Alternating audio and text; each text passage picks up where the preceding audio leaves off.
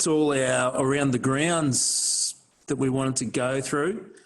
Rosie was just in here, just want to have a quick yarn. Probably most people are thinking about top dressing at the moment, whether to just top up those crops with a bit more nitrogen, trying to take stock of where our rainfall's at and what sort of yields we're looking at. If you wanted to just go through a quick overview of our nitrogen, Rosie. Yep. Okay, so just got a couple of slides to run through. I'll just start the presentation now. All right, so season 2020. I've just got rainy rainfall, what we looked at earlier today. So they're travelling along pretty well, 266 mils to date. We've had a chat in the office here and said probably in March we stored more than 50% of that 76 mils. So pay 50 mils we had the 1st of April. We've had 190 mil to season now. So total rainfall we've got is about 240 mil. Looking ahead, everyone wants to know what the spring is going to be like. We've got a dry spring outlook potentially. We might get 310 mils, so doing our equations, sort of 4 tonne potential yield. Average spring, 360 in total, 5 tonne, and wet spring, 6 mil. So 6 tonnes per hectare, sorry. So that's probably our yield potential targets. And if we keep skipping ahead to nitrogen.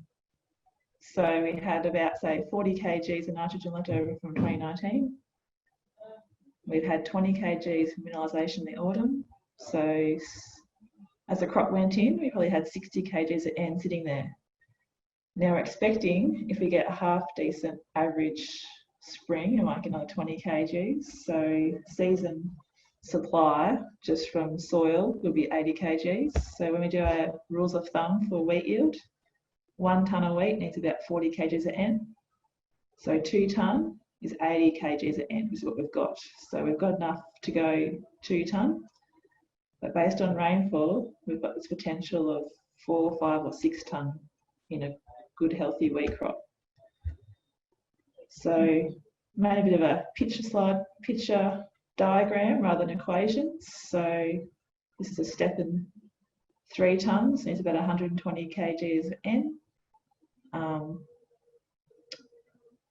So to get from 2 tonne, which we just said in this last slideshow, in this last picture, we need to add 90 kgs to our spreader. So just a budget spreader we've got here for us. So when we put that all together, we have a staircase of yield potentials looking at depending on our rainfall in the spring. So to go from 2 tonne to 3 tonne, put 90 kgs of urea on, and we can go the steps. So 180 kgs of urea to get to 4 tonne, about the 5 tonne wheat yield, looking at that 250 to 300, and then 6 tonne, well over 300 kgs of urea. If we have that starting base, we talked about around 80 kgs. So obviously some paddocks have got more than that, depending on if they're legume history or they had a excess applied last year with a dry spring. The clear pads are lower than 80 kgs because they had a lot of hay taken off the last 2 years with big canola hay yields or wheat yields in hay. That was just a very basic and very simple diagram just to show, I suppose, in a picture where we're at for yield potential and nitrogen budgeting. So dry spring, we're going to say we're about that 3 to 4 tonne mark. Average spring, 4 to 5 tonne mark. And wet spring, that 5 to 6 tonne is probably our outlook. And just matching that urea application and with these later top dressings. I know everyone's probably put at least one on already, anywhere from 100 to 150 in our region. And there's a lot of second applications going on the next couple of weeks. And looking ahead, we're just trying to think out, I suppose, getting a dry, average or wet spring.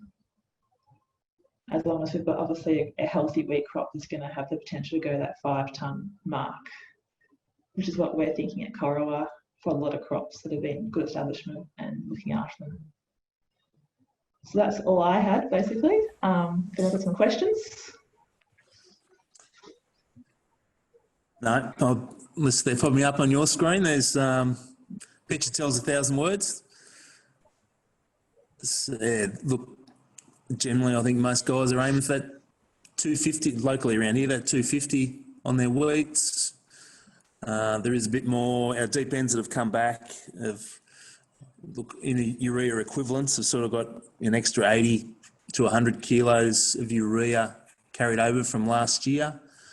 So I'm thinking, that 250 to 300 is going to, plus, what's left over from last year, that's going to cover off that top end yield if a good spring, like the Bureau said, is going to happen, which probably means it won't happen.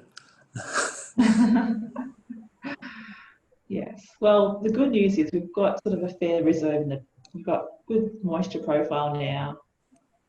I'm relatively confident that we're going to have that 3.5 to 4 tonne yield potential, even when we have a below average spring.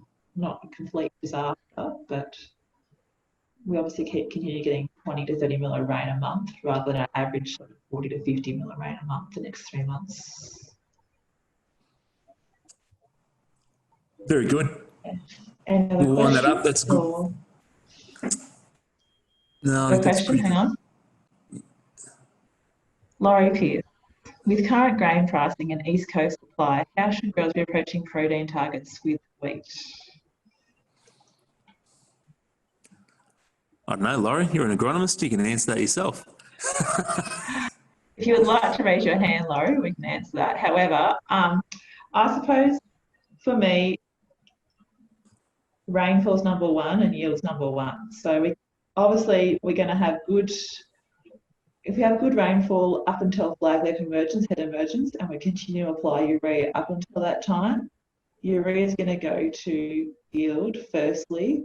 And once we get to that yield potential based on your rainfall, then we'll get the protein building.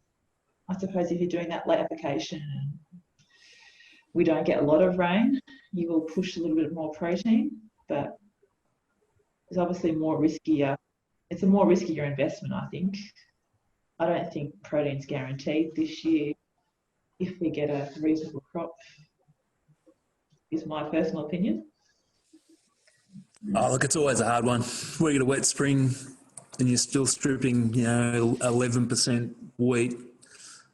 You've probably done 99% of things right. If you start slipping below there, it's probably telling you, you probably didn't chuck enough out.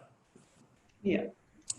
And if we do get more rain in August and it continues to rain in September, continuing to add urea up until flag leaf head emergence continues to add to yield if conditions are wet. Yep. No, all good, Rosie. Thank you. Did we, Alex, did you want to wrap up? I think we're just about done, to be honest. We don't want to hold people too long. We hope it was short and punchy and you've got a few take-home points from each site. Thanks for logging in. Now we'll let you guys go and throw it to Alex. Yeah. All right. Thanks, Labo. Thanks for handing over here. Nice morning in most locations, except for still foggy at the Catamatite. But like you've said, I think thank you very much to the attendees, for everybody that's attended the first live webinar from the crop walk, from the group for the crop walk. It's nice for us to still be able to showcase the RD&E that we're doing and research we're doing with our trial sites across a large geographical region. So from Henty, any of the demos and trials from down at Henty all the way down to Dookie, it's nice to get a flavour for what's going on in your region. And thank you for taking the time out to do that this morning. Thank you to the guys and girls who put this together from the team. The agronomy team have done an excellent job at putting this production together and getting out there and looking at the trials and trying to keep everybody interested in what's going on. We've had an opportunity to look at new chemistry coming forward for next year, and thank you to Wes for his part from Bayer this morning. And we've also recapped over fungicide usage, which probably hasn't been done a lot in recent years, but certainly probably more topical this year. So fungicide usage in barley and through to the sclero happening now. But certainly, if there's anything you require or want to discuss further, certainly contact one of our branches or talk to one of your local agronomists, and they'll be able to follow up with any of the information from today. I'd just like to thank everybody for their time this morning, and enjoy the rest of your day and the rest of the season. Thank you.